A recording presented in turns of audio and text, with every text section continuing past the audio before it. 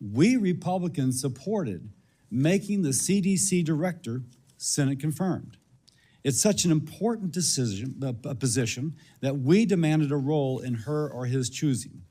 And so part of our responsibility today is to ask ourselves, if someone is fired 29 days after every Republican votes for her, the Senate confirms her, the secretary said in her swearing in that she has, quote, unimpeachable scientific credentials, and the president called her an incredible mother and dedicated public servant, like, what happened?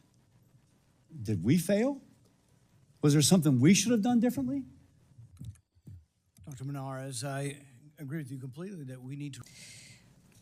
On the morning of August 25th, Secretary Kennedy demanded two things of me that were inconsistent with my oath of office and the ethics required of a public official.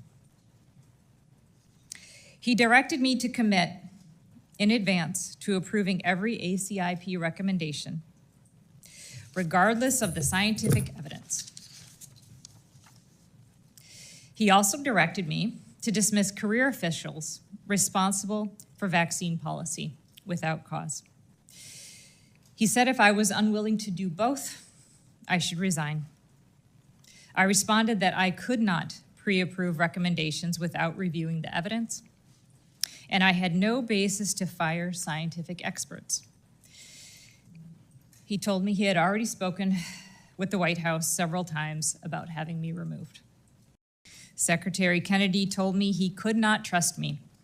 I had refused to commit to approving vaccine recommendations without evidence, fire career officials without cause, or resign, and I had shared my concerns with this committee. I told the secretary that if he believed he could not trust me, he could fire me.